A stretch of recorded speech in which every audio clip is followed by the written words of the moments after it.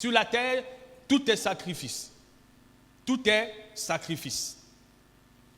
Le verset de base, Romains chapitre 12, premier dira, « Je vous exhorte donc, frères, par les compassions de Dieu, à offrir vos corps comme un sacrifice vivant, saint, agréable à Dieu, ce qui sera de votre part un culte raisonnable. » Chaque jour, nous rendons un culte à Dieu. Il faut savoir que par ton implication au principe ou au précepte de Dieu, c'est un culte que tu fais. Alors, le culte ne fait que si ton corps est un sacrifice. Nous rendons culte à Dieu par nos actions, par nos paroles, par notre attitude, par notre comportement. C'est pourquoi j'ai envie de te dire, mon frère, toi qui es chrétien, tu te dois de vivre en accord avec la parole de Dieu. Parce que ta vie rend un culte soit à Dieu, soit aux ténèbres qu'on appelle Satan. Donc ce que tu fais, soit c'est pour la gloire de Dieu, soit c'est pour la gloire du diable. Et donc ce que tu fais tous les jours, tu es en train de rendre un culte soit au divin, donc à ton Dieu, ou aux ténèbres. Donc indirectement, implicitement, tu peux être un adorateur du diable sans en rendre compte. C'est pourquoi la bonne nouvelle, c'est que Dieu prend soin de nous instruire par sa parole. Il nous enseigne. Ta manière de vivre est un culte. Et donc, Paul nous dit, je pense que c'est Paul qui nous dit, il dit, je vous exhorte par les compassions de Christ, frère, à offrir vos corps comme un sacrifice, ce qui sera de votre part un culte raisonnable. Donc, un culte raisonnable est une vie de sacrifice. Et donc, nous parlons ce matin de la compréhension de ce que c'est que le sacrifice. Mon frère, le Seigneur ne parle pas en vain. Tout est sacrifice. Il n'y a rien qui s'obtient sans sacrifice. Il n'y a rien qui s'obtient sans douleur. Il n'y a rien qui s'obtient sans payer un prix. Et donc, il nous demande d'offrir nos corps comme un sacrifice vivant. Comme un sacrifice vivant. En d'autres termes, Dieu nous demande de sacraliser notre corps. De sacraliser notre corps. Qui veut dire donner à notre corps un caractère sacré. Et donc, Dieu étant saint, nous devions être saints. La sacralisation est simplement le fait de consacrer, de sacrifier sa vie. Dans le mot sacrifier, ou dans cette expression, il y a le sacré. Il y a le sacré. Ce qui est sacré, c'est quelque chose qui a reçu quelque chose. On dit quoi? Une dose de mise à part. Ce qui est sacré, c'est une chose interdite, réservée aux personnes ayant, n'est-ce pas, été dans une alliance. Et donc, ce qui est sacré, ce n'est pas pour tout le monde. Donc, Dieu nous dit de ne pas être comme tout le monde. Et donc, en sacrifiant ta vie, en sacralisant ta vie, c'est une mise à part pour que ta vie réponde à une exigence mise à part. Bien aimé, je vais aller doucement. Dans le sacrifice, il y a sacré.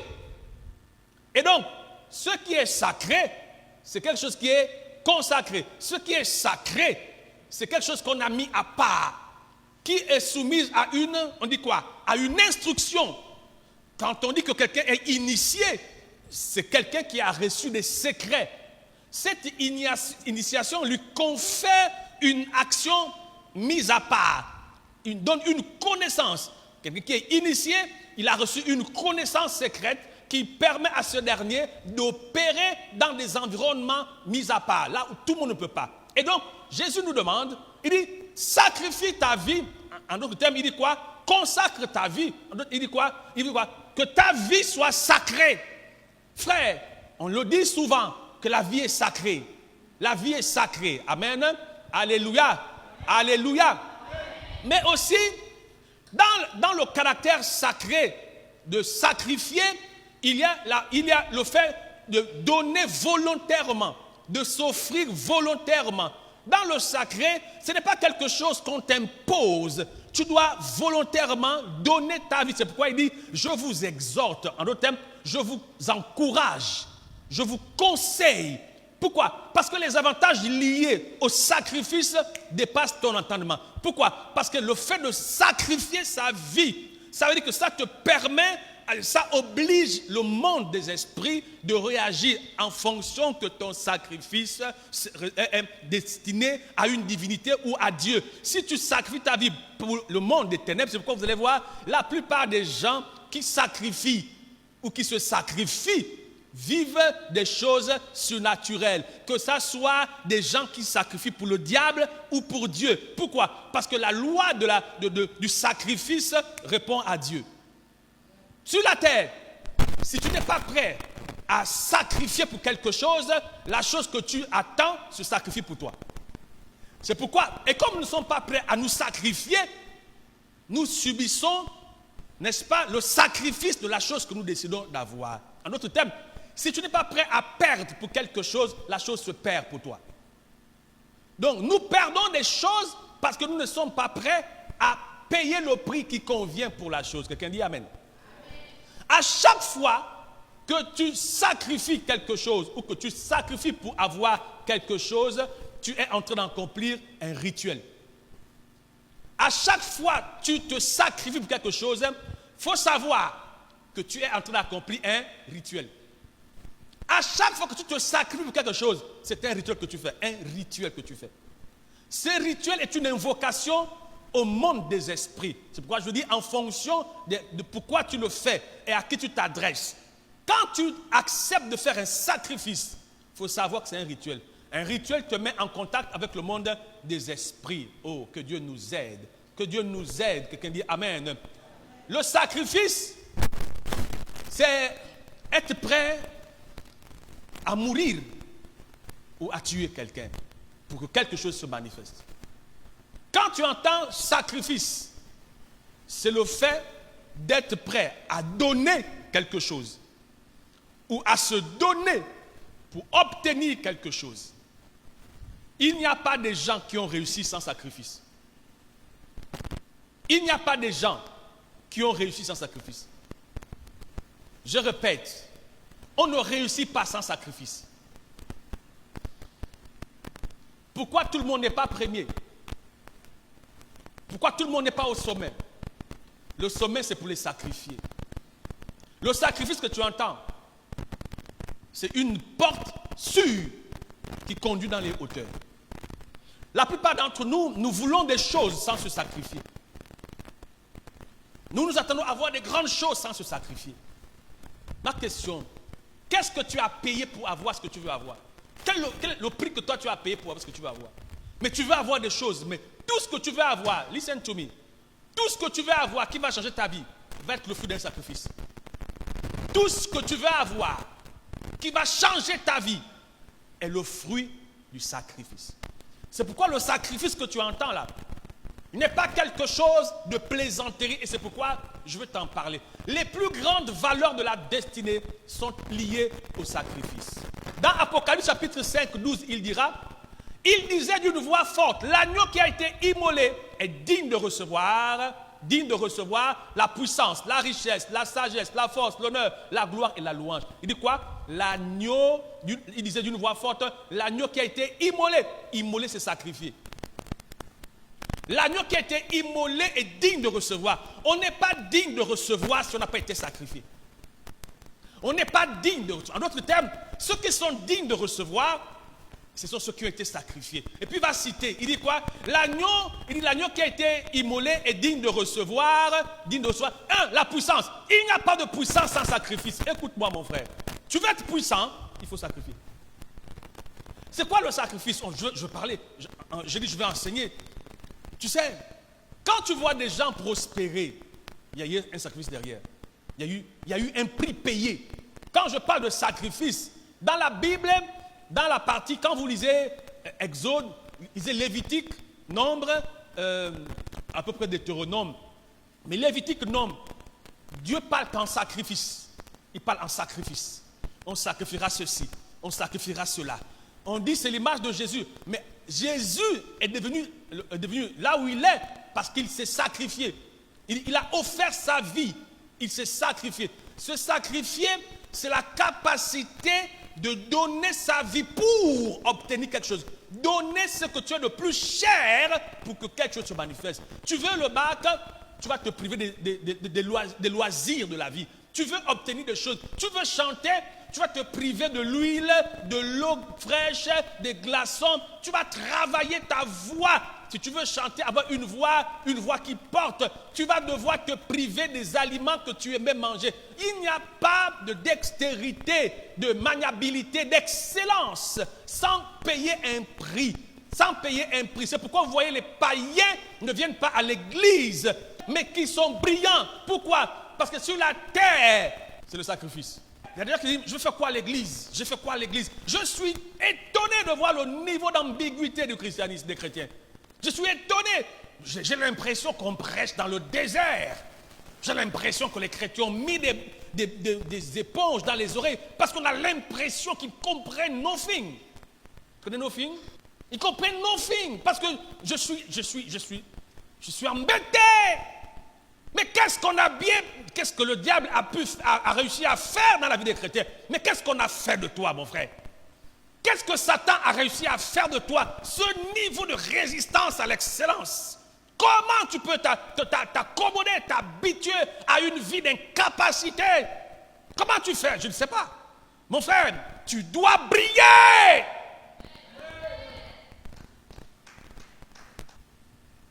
Là où il n'y a pas de sacrifice, il n'y aura pas de distinction. On dit, l'agneau qui a été immolé est digne de recevoir.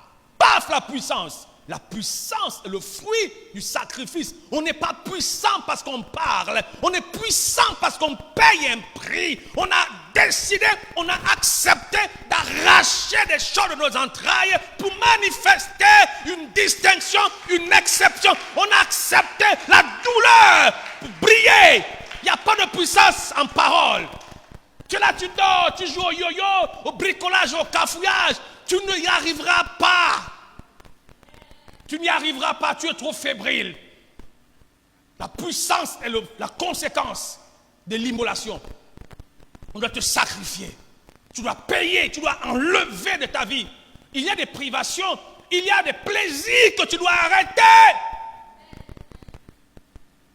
Tu ne peux pas tout aimer, tout faire. On ne réussit pas dans la joie. Tu es là dans la facilité, dans les excuses. C'est pourquoi moi j'ai un problème avec les gens qui passent tout leur temps à s'excuser. Tu n'as pas remarqué? Ceux qui me connaissent un peu disent non, ils n'aiment pas les excuses. Je n'aime pas les excuses. Qui s'excuse, s'accuse. Tu passes ton temps à trouver les raisons. Oh non, la pluie m'a arrêté. Comment je voulais ce machin? Mais qu'est-ce que c'est que ça? Toi, tu as un morceau de sucre, toi. Qu'est-ce que la pluie peut te faire? Prends ton parapluie, sors. Oh, il pleuvait chez moi. Mets les bottes, plie le pantalon et puis sors. Mais qu'est-ce que c'est que ça? Oh non, chez moi, il y avait de l'eau. Va nager!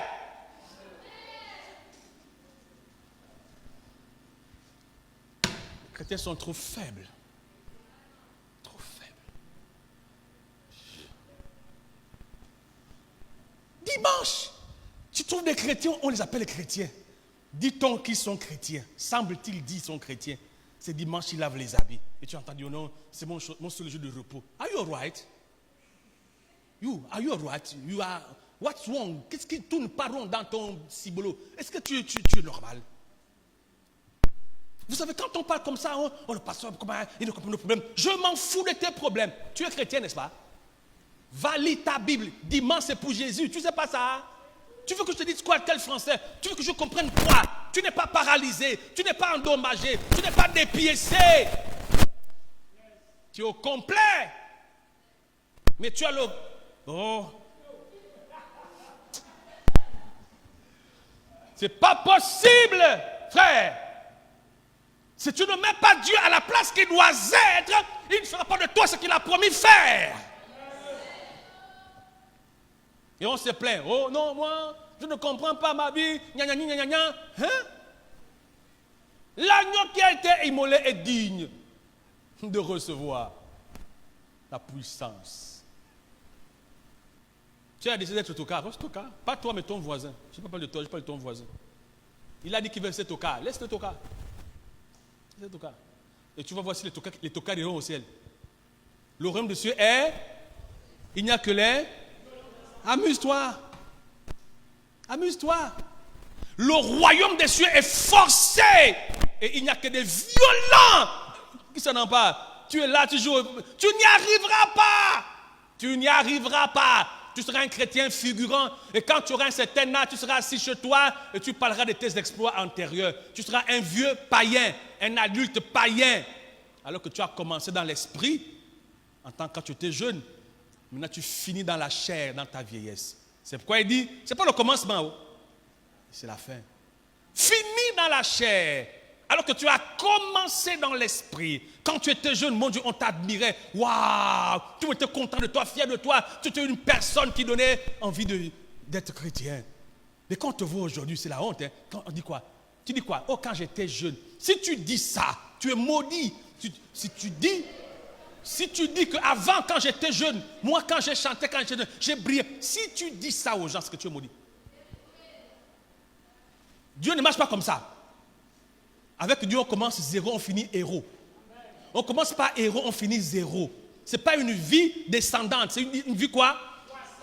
Tu dois croître. Tu as commencé dans la JPC, dans les histoires de l'église, tu étais faya, tout le monde t'admirait, tout ça dans les églises où tu étais un jeune gars là, genre bien dynamique, authentique, automatique. Mais aujourd'hui, tu es devenu mécanique. Il faut tourner la manivelle pour que tu démarres. Il faut insister pour que tu démarres. Oh, viens à l'église, viens à l'église, viens à l'église, viens à l'église. Mais c'est quoi, c'est ça? On est obligé d'expliquer quelque chose que tu as pratiqué il y a longtemps, mais ce n'est pas possible. On est obligé de faire des séminaires sur des choses que tu es supposé connaître. Mais qu'est-ce que c'est que ça, mon frère? Il faut trouver les expressions. Oh non, la sœur, tu sais que Dieu, oh comme ça, oh Dieu, il est bon, alléluia, tu sais. Mais frère, ça c'est pour les enfants, les niños, c'est pas pour toi. C'est pas pour toi. Il faut tourner, oh viens à l'église, Jésus est bon, il n'a pas changé, il faut tourner, il faut tourner, les unités passent, tout ça, jusqu'à... Après, maintenant, tu vois l'église, à l'église. Jesus. Est-ce qu'on va s'en sortir?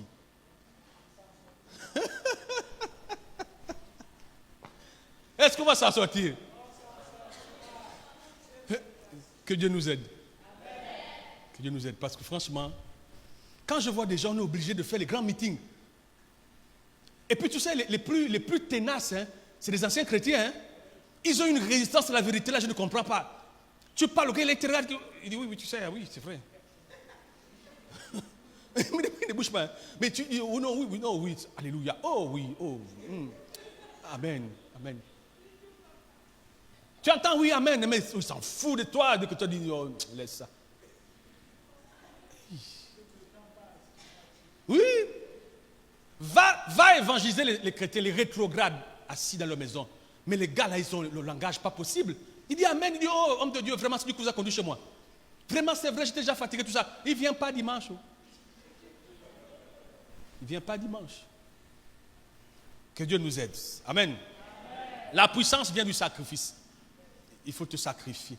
Il y a un prix à payer pour tout. Il y a un prix à payer pour tout. Aujourd'hui, vous voyez, le diable nous maltraite. Parce qu'on n'est pas capable de payer le prix qui permet à nos vies d'être. Le sacrifice, c'est ce qui a mené Jésus au plus haut sommet. Il dit, c'est pour cela que Dieu l'a souverainement élevé. Il n'a pas consulté qui que ce soit. Il a décidé de son fond et te dit, oh lui là, il faut qu'il monte. Il l'a monté dans les sommets et il lui a donné le nom au-dessus de tous les noms. Pourquoi? Le sacrifice. Il s'est offert. Tu sais, je prie tous les matins à 3h. 2h40. C'est pas facile, hein? Mais tu sais ce que je constatais dans cette affaire-là? Dieu, ça fait, vraiment c'est vrai. Le sacrifice que tu entends là, la douleur que tu payes pour quelque chose tous les jours, écoute-moi, finira par produire dans ta vie. C'est pourquoi il dit, ne vous lassez pas de faire le bien. Parce que le fait que tu obéisses à Dieu, tu es en train de te faire du bien. Ça semble douloureux, ce que tu es en train de faire. Mais tu es en train de te faire du bien. Dans le temps, tu vas constater les avantages de ce que tu es en train de faire. Ne néglige pas ce que tu fais pour le Seigneur. La puissance vient du sacrifice. Quand tu vois des gens puissants, pose la question. Alors je vais t'inviter, si tu connais des gens qui ont réussi dans la vie, qui se distinguent, va t'asseoir auprès d'eux, pose les questions. Même si c'est ton père, c'est ta mère, tu as vu qu'elle est distincte. Pose la question, comment tu as fait pour arriver là? Il va te dire. S'il est honnête, il va te dire que mon ami, on n'arrive pas là, brillant. Tant que tu n'as pas encore eu mal pour obtenir quelque chose, tu ne l'obtiendras pas. Une chose naturelle, aucune mère n'accouche en riant. Même si elle va aller en césarienne, avant qu'on aille ouvrir son ventre avec le bistouri, il y a d'abord la douleur qui l'accompagne. Et donc, il n'y a pas un enfant sans douleur. L'enfant, c'est la destinée. Et donc, il n'y a pas tous les enfants qui sont ici. Même nous, moi, ma mère a dit qu'elle a fait 3 jours de douleur. 3 jours à l'hôpital. 3 jours et je suis arrivé à 13h. Le soleil était bien tendu au zénith. Un soleil brûlant et j'arrive. Après 3 jours de haute galère. Et on dit, oh non, il vient lentement. Oh, il vient lentement. Pendant ce lentement-là, la maman est en train de crier partout à tous les niveaux à l'hôpital. Les escaliers, on monte, marche, fais le sport, tout ça. Jusqu'à 1h du matin, fais le sport, il arrive. Oh, oui, il arrive. Oui, il arrive doucement. Mais pendant j'arrive doucement, elle est en train de crier, oh mon Dieu, oh.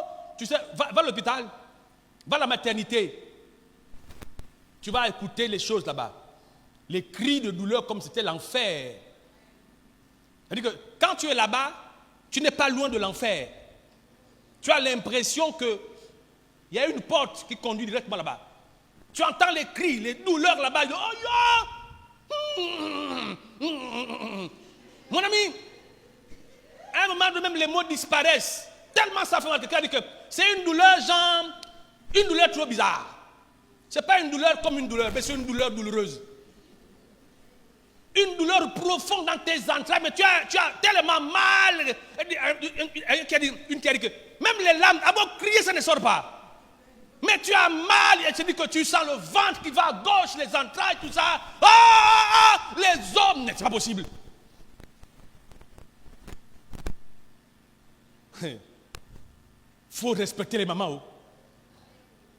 Vous là, respectez les mamans. Respectez les mamans.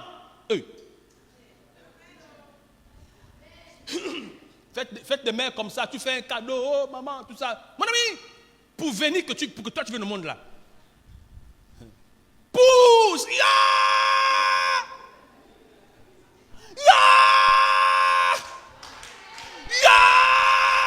Pousse!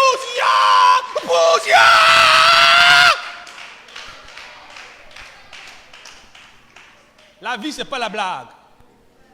Si tu ne pousses pas, tu n'enfanteras pas. Tu dois pousser malgré la douleur. Tu dois pousser. Tu veux réussir, tu dois pousser. Tu dois pousser. C'est pourquoi quand tu te poses à ta mère, elle ne parle pas, hein. Il faut savoir que c'est le retour à l'envoyeur, hein. Tu sais, être femme, c'est pas facile. Oh. La partie là, c'est pourquoi Dieu encadre les femmes. Parce que la partie là, c'est une partie pas facile. Tu veux la vie sur la terre. Il dit comme la douleur de l'enfantement, tu dois enfanter. Tout ce que tu veux obtenir, tu dois enfanter. Et on n'enfante pas en riant. On enfante en pleurant. Tout ce qui va, écoute-moi, tu veux être une grande chantre, tu dois enfanter. Ça va être douloureux pour toi, pour arriver à maintenir les foules dans la louange. Tu n'as pas idée de la douleur que tu dois consentir, subir, pour amener ta louange à être respectée. On ne respecte pas des gens qui n'ont pas payé un prix. Hey! On n'honore pas des gens qui n'ont pas fait un sacrifice. Qu'est-ce que tu as sacrifié dans ta vie pour que les gens s'arrêtent de t'écouter? À un niveau, C'est ton sacrifice qui parle. Il dit, l'agneau qui a été immolé est digne. Digne. Est digne de recevoir. Paf, la puissance. Il est digne de recevoir. On s'assure de toi avant que de te donner quelque chose qui va être différent et qui va changer ta vie. Vous savez, moi je suis pasteur avec vous. Je suis pasteur. Qu'est-ce que j'ai payé pour avoir une église de 500 âmes, 1000 âmes? J'ai payé quoi pour l'instant? Tu veux une grande église? Tu sais pourquoi les gens vont sacrifier Baal? Parce qu'il y a le sacrifice de Jésus sur l'autel de Christ et puis le sacrifice sur l'autel de Baal. Pourquoi les gens vont voir Baal? Pourquoi? Parce que l'autel de Jésus, Jésus a dit, ça c'est la semaine prochaine, il dit que si quelqu'un veut venir après moi, il dit que après moi c'est qu'il est derrière moi. Être derrière moi c'est être comme moi. Si quelqu'un veut venir à être comme moi, il doit renoncer à sa vie. Il doit faire quoi? Il doit porter. Tu renonces à ta vie, tu portes ta croix. Et puis tu marches. Je vais t'expliquer ça prochainement. Le mystère d'être comme Jésus. Souvent on prie. Je veux être comme toi, Seigneur. Je veux prier comme toi. Je veux être comme toi. Je veux aimer le Père comme toi. Ça, ce n'est pas une prière. C'est le sacrifice qui fait ça. Le sacrifice qui fait ça. Tu sais, on est à l'église, on est là. Tu dures à l'église. Mais regarde, tu payes quelle prière? Quel est ton niveau de sacrifice? Ton niveau d'obéissance? Qu'est-ce que tu as ôté par obéissance pour revêtir quelque chose d'exceptionnel? Qu'est-ce que tu fais? Tu es toujours en train de justifier, excuser, tout ça. Tu sais, quand j'étais employé, je faisais des micmacs pour être à l'église. Je quitte le boulot à 16h, 16h30. Je suis à l'aéroport, je vais à Kanda, je prends ma famille. Je rentre en Zanyo, en ce temps, les embouteillages. J'ai découvert les mapanes pour rentrer en Zanyo comment? Parce que je voulais être à l'heure. J'ai culte à 17h. Et donc j'étais toujours un défi entre la montre et moi. Courir. Et quand j'ai commencé à travailler dans la direction en aviation, les exigences. Mon ami, les gens là ne sont pas chrétiens. Ils ne sont pas chrétiens. Mais comment les gars là réussissent?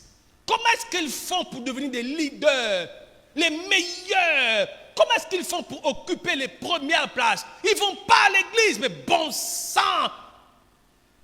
Les principes que Dieu a édictés sont universels. Ce n'est pas une affaire d'être chrétien ou païen. C'est quiconque croit, quiconque les met en pratique.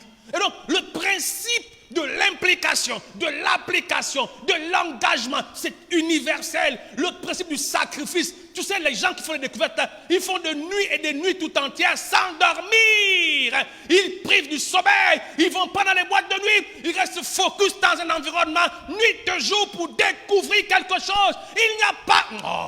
Il n'y a pas de découverte sans sacrifice.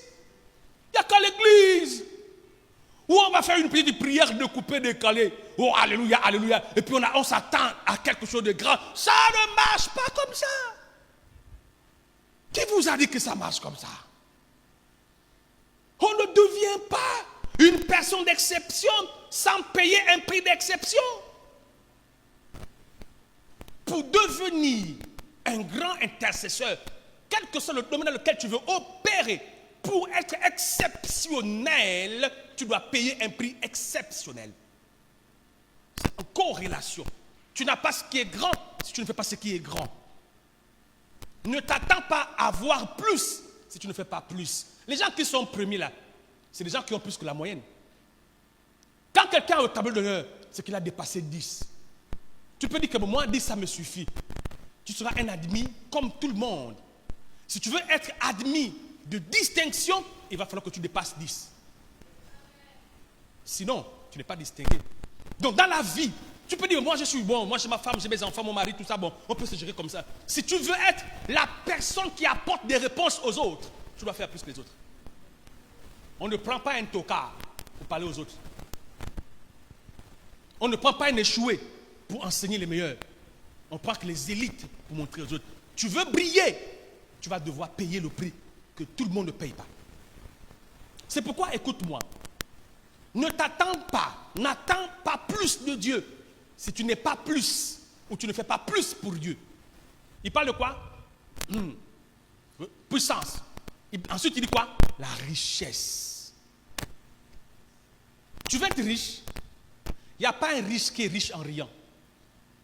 Il n'y a pas un riche qui est riche par accident. Tous ceux qui sont devenus riches par accident ont fini pauvres prématurément. Tous ceux qui sont devenus riches par accident ont fini pauvres prématurément. Parce que la richesse, alors il faut que je te parle du mystère de la richesse. Tu peux faire des études et être pauvre. Avoir des diplômes et être pauvre. Tu peux avoir un bon travail et puis être pauvre. Être pauvre en bien. Parce qu'en fait, la richesse, c'est d'abord un état d'esprit. Ce que j'ai compris, c'est que notre capacité à valoriser ce que Dieu nous donne vient du prix qu'on paye pour l'obtenir. Tu n'as pas comme ce que j'ai dit, hein? Notre capacité à valoriser ce que Dieu nous donne vient de notre capacité à reconnaître le prix que l'on paye. Est-ce que tu as payé un prix pour avoir ça? Si oui, tu dois comprendre que tout ce qui a de la valeur s'entretient, se préserve, se garde. Tout ce qui a de la valeur ne se jette pas. C'est pourquoi tu vas voir tout ce qui est, on a les biens, les richesses, on met dans les coffres forts. Pourquoi? Parce que la richesse que tu entends là, moi je me pose la question, Seigneur, pourquoi l'argent est difficile?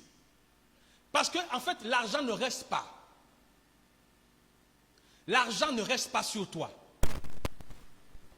L'argent passe par toi. En d'autres termes, pour être riche, tu dois attirer l'argent. Parce que l'argent, c'est un élément transitoire. Ça ne fait que passer par toi. Dès que tu prends ton argent, tu fais quoi? Tu payes le loyer pour ceux qui louent, à manger. C'est pour dépenser. Mais comment tu arrives à faire en sorte que l'argent soit une roue qui tourne? Ça part, ça revient, ça part, ça revient. La vitesse à laquelle ça part, ça revient, c'est le fait de voir où tu te rends compte que tu as toujours l'argent en permanence. Ça part, ça revient, ça part. C'est que ça tourne. Donc tu ne sens pas, quand c'est parti, tu ne sens pas que, oh, mais c'est parti, tu attends encore. Non. La vitesse avec laquelle ça tourne, ça part, ça vient. Ça part, ça vient. Ça part, ça vient. Ça part, ça vient. Donc tu es en permanence dans l'argent. Tu connais le mystère de ça? Moi, j'ai vu des gens, les premiers qui n'ont pas d'argent. J'ai vu des grands dans le quartier. Le gars, quand tu entends où le gars, il est diplômé jusqu'à... Mais il dit, tout le monde, 2000 pour le taxi, s'il te plaît. Il dit, ah, seulement les études sont finies. Mon petit, tout le monde, même 1500, je veux compléter. Le gars, il a bien en costume, cravate. Comment tu fais pour être comme ça? Parce qu'il y a ce qu'on appelle la loi des richesses. La loi des richesses. Retiens que l'argent est un esprit. J'ai dit quoi? L'argent est un esprit. Mon frère, tu es fini pauvre. C'est-à-dire que tu as fait les études et tout ça, mais tu es Ngembe. Tu connais Ngembe? Tu es broke. Tu sais combien de gens ont besoin d'argent? L'argent, il dit que l'argent répond à tout. Donc quand tu manques l'argent, tu manques de tout. Tu sais, l'eau te lave, mais l'argent te rend propre. Dès que tu as l'argent, mon cher, tu changes. Il n'y a pas une chose qui est bonne comme l'argent. Tu vois, les gens sont malades, ils ont la tension. C'est parce qu'il n'y a pas l'argent. Les gens meurent vite, tout ça. Il manque d'argent. Tu n'as pas idée ce que le manque d'argent. Tu sais, quand on parle d'argent, les gens qui n'ont pas l'argent sont énervés. Oui, il faut t'énerver. Parce que quand le manque d'argent, mais en colère, quand tu n'as pas l'argent, tu deviens irrité, tu es nerveux, tu es angoissé, les insomnies. Il y a des mariages qui sont brisés parce qu'il n'y a pas l'argent. Il dit que c'est la racine de tous les maux.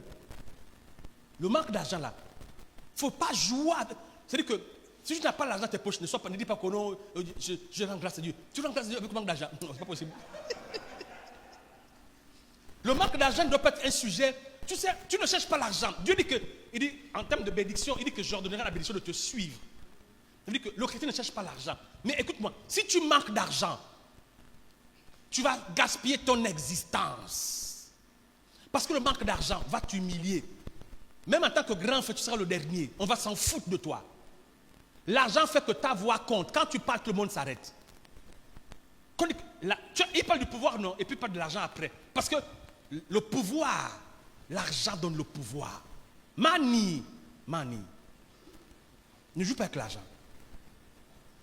Ne joue pas avec l'argent. Tu sais, je vous vois ici à l'église, tu donnes l'offrande sans considération. Tu sais ce que tu es en train de faire quand tu donnes l'offrande? Quand tu prends l'argent de ta main, un conseil, quand tu prends l'argent dans l'offrande, prends l'argent avec la main droite. Et avant de déposer ton argent, parle. Parce que l'argent a des oreilles. C'est peut-être un papier. Mon ami, ce n'est pas qu'un papier, c'est une puissance. C'est une entité vivante. Donc quand tu vas déposer l'argent, mon ami, il faut faire attention avec ça. Ne joue pas avec l'argent. Oh, mais c'est pas possible. Je vois des gens, tu as l'argent, tu gaspilles. Mon ami, l'argent. Et dit, l'agneau qui a été immolé est digne de recevoir la richesse. Si tu connais un parent qui a les moyens, demande-lui comment il a fait. Il va t'expliquer. Le niveau de sacrifice de sa vie. Tu verras même déjà, il marche, il est même mal habillé, hein, mais le gars a l'argent. Bon, je te pose une question. Toi, tu as l'argent pour faire quoi? Pour dépenser? Tu seras pauvre. Tu seras pauvre. Tu seras pauvre. Tu sais, je te parle de l'argent parce que moi-même, je vis sans salaire. Et puis, je prie pour l'argent. Depuis que j'ai arrêté de travailler, je vis sans salaire. Et je prie pour l'argent. Tu sais, j'ai fait des expériences d'argent. Et puis, je me pose des questions. Jusqu'à ce que Dieu va me répondre sur l'argent. Dieu me dit, tu sais, les temps forts préparent les temps de faiblesse. Dans ta vie, tu auras des temps de faiblesse. Et tu auras des temps où tu es fort. Mais dans les temps forts, qu'est-ce que tu fais? On parle de la sagesse de la fourmi.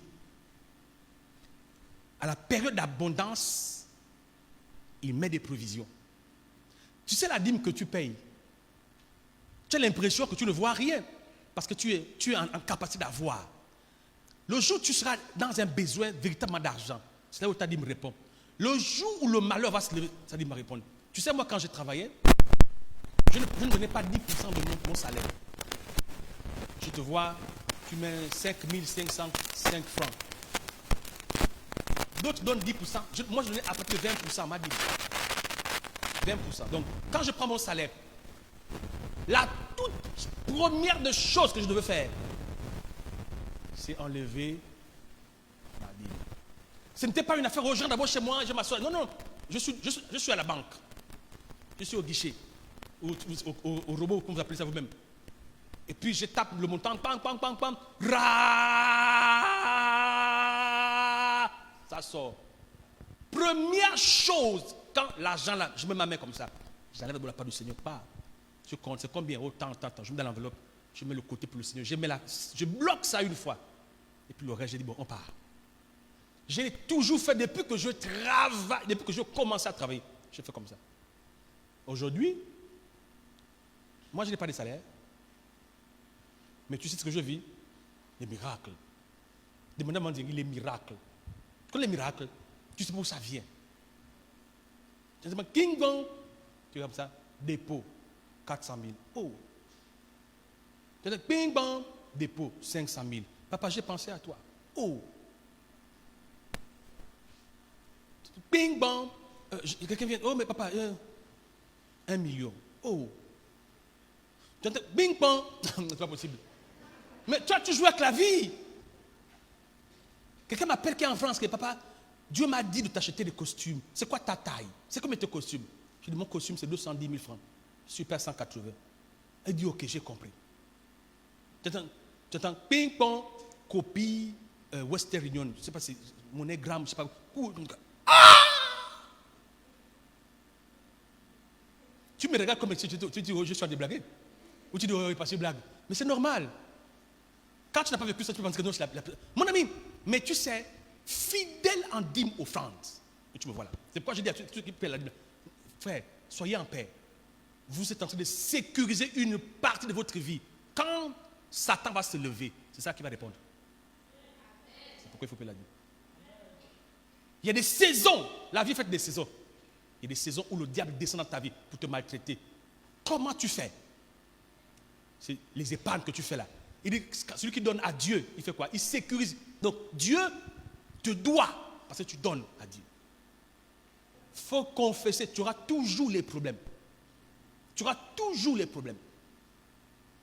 Les choses de l'église, les charges, les machins, il faut te faire les rappels, tout ça, expliquer, tout ça. Frère, tu n'y arriveras pas, tu seras pauvre. Tu n'y arriveras pas. Tu n'y arriveras pas. Dieu est là. Je t'enseigne l'expérience des Écritures. Comment on vit la parole. C'est pourquoi à l'église, Dieu m'a dit, ne viens pas avec moins de 5 000 le dimanche. Mais c'est un sacrifice. C'est un sacrifice. Tout le dimanche, tu dois avoir 5 000 francs. Tu trouves ça où? Comment? Tu te bats. Tu te prives. Oh, papa, prends le jus. Tu dis, ok, mais non, les unités. Non, bon, ok. Mon ami, tu sais comment on compte maintenant les pièces? Pour respecter cet engagement. Il n'y a pas de respect d'engagement sans sacrifice. Tu es là, tu t'amuses comme ça. Tu n'y arriveras pas.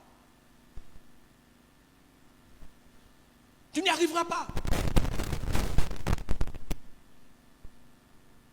L'agneau qui a été immolé est digne de recevoir la richesse. Tu ne deviendras pas riche sans sacrifice. Il y a un homme, un certain Camerounais qu'on appelle, je pense que c'est Georges Fotso. Je ne sais pas s'il vit encore, mais le gars, il a commencé sa vie, il vendait les colas dans un plateau comme ça, partout. Ensuite, il a fait les petits box des cigarettes. Il dit, il épargnait toujours. Quand on le voit, même il s'habillait en lambeau. Mais il avait un objectif. Il dit, aujourd'hui, il est multi-milliardaire, un Camerounais. Je sais pas, Camerco, c'était pour lui. Il a les banques, il a les machins, mais il a commencé comment? Il dit, il n'y a pas de richesse sans privation. On ne devient pas riche si on ne sait pas se priver. Dans les lois que Dieu nous enseigne, il y a le donner. Plus tu donnes, plus tu reçois. Tu dois avoir une libéralité. Tu sais, quand tu donnes à quelqu'un quelque chose, tu es en train de te priver. C'est du sacrifice que tu manifestes. Obéir à Dieu, c'est du sacrifice. Obéir, c'est se sacrifier. Obéir, c'est mourir. Tu n'arrives pas à te sacrifier pour obéir. Toujours en train de t'excuser, tu n'y arriveras pas. Tu n'y arriveras pas. Le problème dans la marche chrétienne, c'est qu'on n'écoute pas beaucoup Dieu. On écoute les hommes. On a parlé de la foi, de la prière, du jeûne. Ça doit être des activités qui font partie de ta vie. Le jeûne, la prière, la foi, c'est des choses que tu dois manifester. Là, on parle du sacrifice. Je prends un exemple. Est-ce que tu épargnes, par exemple? Est-ce que tu épargnes? Tu sais que l'épargne est obligatoire. Combien ont de l'épargne? Combien ont une cachette d'argent? La plupart d'entre nous, c'est-à-dire qu'on a peur d'un problème. Parce qu'on n'a pas d'autres ressources, on n'a pas un autre moyen. Dès que le mois est fini, on a tout payé, on est fini. Et donc, on a une vie cyclique d'endettement. On reçoit l'argent, on paie les dettes, on s'endette encore, on paie les dettes, on s'endette encore, on paie les dettes, on s'endette encore. Donc, on tourne comme ça, on tourne comme ça, on tourne. Le jour où tu as une surprise, c'est tout le public qui est debout. Pourquoi? Parce qu'on a une culture de consommation. Dès qu'on a l'argent, on mange. Un des moyens pour garder l'argent, c'est le fait d'épargner. On ne mange pas tout.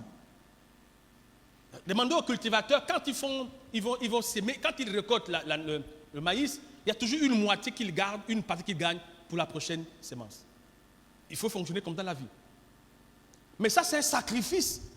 Quand tu enlèves pour épargner, tu te prives des jus, du manger KFC, tu te prives des repas, tout ça, tu te prives des loisirs. Pourquoi? Parce que demain, c'est vrai que celui qui épargne à l'extérieur devient pauvre. Mais il faut savoir qu'il y a des mécanismes d'épargne spirituelle. Parce que la richesse comme la pauvreté, c'est bon un état spirituel. La sagesse. L'agneau qui a été immolé est digne de recevoir la sagesse. Il dit que la sagesse a plus de valeur, est supérieure à l'or et l'argent. Parce que la sagesse produit l'or et l'argent. Il n'y a pas un niveau de sagesse que tu vas acquérir qui te rendra pauvre. Quand tu deviens sage, tu deviens une bénédiction pour l'humanité.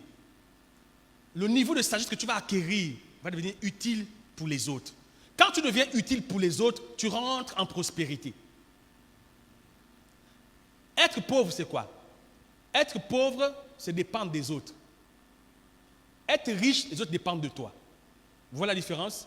Quand tu es pauvre, tu dépends des gens. Quand tu deviens riche, les gens dépendent de toi. C'est quoi la différence et c'est quoi la nuance? Quand les gens dépendent de toi et que toi tu dépends des gens. Les gens dépendent de toi, tu es la solution des personnes. Tu dépends des gens, les gens sont ta solution. Donc quand tu as un problème, tu vas vers les gens. Mais quand les autres ont des problèmes, ils viennent vers toi. Donc il faut comprendre que le principe, c'est la sagesse. La sagesse. C'est la sagesse qui te rend capable de fructifier le peu. Ce n'est pas tant la quantité que tu as. 1 appelle 2, 2 appelle 3, 3 appelle 4. La sagesse. L'une des choses qui nous tue, c'est le manque de sagesse. Parce que nous vivons par comparaison. Tu n'as pas ce que les autres ont, mais tu as quelque chose. La Bible nous parle d'une femme, la veuve, la femme d'un prophète, qui n'avait rien. Mais elle a dit au prophète Élisée que je n'ai rien, mais j'ai juste un peu d'huile. C'est ce peu d'huile-là. Il va lui dire quoi? Va prendre les vases. Va chez les voisins, partout, prends les vases. C'est quoi les vases? C'est la connaissance. Vous ne lisez pas. Vous n'êtes pas l'enseignement. Vous ne témoignez pas d'une pratique de la parole. Parce que la sagesse est une conséquence. Je ne parle pas du don de sagesse. L'agneau qui a été immolé est digne de recevoir la sagesse. On va en parler plus pour. Je ne suis même pas rentré dans le thème de la semaine. Pourquoi je détaille toutes ces choses? Parce que ce sont des choses dans la vie d'un homme qui vont faire de cet homme une personne d'exception. Tu dois être sage. Tu dois être sage. Mon frère, tu dois être sage. La femme sage bâtit son foyer, l'insensé le renverse avec ses mains. Tu dois être sage. La sagesse permet la prospérité, le déploiement, la croissance, la multiplication, l'expansion. Tu dois être sage. Même dans tes relations, tu dois être sage. Mais la sagesse, c'est un sacrifice. La sagesse, pour devenir sage, tu vas encaisser des coups. La sagesse est ta capacité, et je ne veux pas dire capacité, la sagesse est ta faculté à répondre d'une situation douloureuse. Comment tu réponds face à une situation douloureuse? La sagesse, ce n'est pas l'émotion. C'est la gestion des émotions, des sentiments, des capacités et des possibilités. La sagesse, c'est la gestion de tes aptitudes. Ce n'est pas parce que je peux faire que je dois faire. La sagesse me dit quand est-ce que je dois faire ce que je peux, que je sais faire. C'est pourquoi la sagesse, quand quelqu'un est sage, il n'est pas émotif et il n'est pas réactif. Il faut être sage. Mais ça s'acquiert par quoi? Le sacrifice. Devenez sage. Il faut être sage. Que Dieu nous donne la sagesse. Amen. Amen. Alléluia. Amen. Alléluia. Amen. Dis voisin, sois sage. Voisin, sois sage. Dis voisin, sois sage. Tous ceux qui fuient le sacrifice ont limité leur destinée. Il n'y a rien sans sacrifice. Tout est sacrifice. Un jour, un homme de Dieu a fait un témoignage, paix à son âme. Il a rencontré Michael Jordan dans un immeuble, je ne sais pas si c'est à Toronto ou je ne sais pas, en tout aux États-Unis. Ce dernier, c'était le pasteur Miles Monroe. Et puis il va poser la question. Tu sais, Michael Jordan est le meilleur basketteur de sa génération. Le meilleur en lancer franc, les 3 points. Il est en chaussures, il est en habit. Jusqu'à aujourd'hui, Michael Jordan reste l'élite dans le domaine du basket de sa génération. Il n'y a pas deux comme lui. La question, il lui a posé, mais comment tu as fait pour devenir aussi percutant, aussi bon? Tu sais ce qu'il lui dit? Il dit, le sacrifice. Il dit, pendant que d'autres viennent à l'entraînement à l'heure indiquée, moi j'ai 2 heures avant l'entraînement, l'heure indiquée. Ça veut dire quoi? Il dit, la formation ou la répétition ou l'entraînement commence à 7 heures, pour 9 heures, moi je viens à 5 heures. À 5 heures, j'ai 2 heures avant le temps indiqué. Après la répétition, pendant que tout le monde rentre, je reste 2 heures. Et donc, pour un programme d'entraînement de 2 heures, moi je fais 4 heures. Donc 4 plus 2 heures, j'ai 6 heures. Il dit, il le faisait souvent, et à l'école, au lycée où il était, ou à l'université, l'entraîneur l'avait dit, tu ne peux pas être basketteur, tu es trop faible. Tu sais, quelquefois on te dit des choses qui te font mal, n'est-ce pas? Mais laisse-moi te dire, les gens qui t'aiment, c'est des gens qui te font mal. Parce que ce qui fait mal te développe. On ne devient pas bon parce qu'on t'acclame. C'est pourquoi méfie-toi des gens qui t'acclament. Tous ceux qui t'ont acclamé t'ont tué la destinée. C'est pourquoi tu me vois, je ne dis pas aux gens que tu es bon. Je peux dire oui. Continue. On dit, oh mais tu prêches bien. On t'a tué. Parce que les compliments dans un cœur non préparé produisent de l'arrogance, de l'orgueil. Dans vos églises là, tu chantes un peu bien, on dit, oh le frère, quand tu y es, tu dis, ça c'est, on t'a tué. C'est pourquoi vous voyez les musiciens, les chants sont bourrés d'orgueil. Parce qu'on leur dit, oh oui, tu chantes bien, tu fais comme ça, et puis ils se sentent bien développés comme ça, tu veux mettre les lunettes des stars, pas comme les stars. Pourtant, il n'y a rien. Évitez de complimenter des gens parce que ils sont bien. Non, vous tuez la destinée des gens par les compliments. Un fruit qui est mûr tombe seul. On ne cueille pas.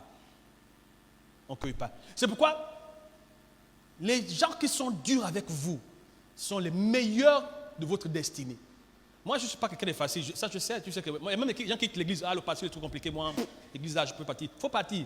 Tu ne fais pas partie de la lignée royale. Pas. Pour rester avec moi, il faut mourir. Les orgueilleux, les gens qui sont suffisants, moi, jamais. Tu ne peux pas être avec moi. Parce que moi, je suis là. Je suis mauvais. Je suis mauvais. Oh. Ah, moi, je suis mauvais. Je suis mauvais. Moi, je suis mauvais. Mais pour un but. Pour te rendre meilleur.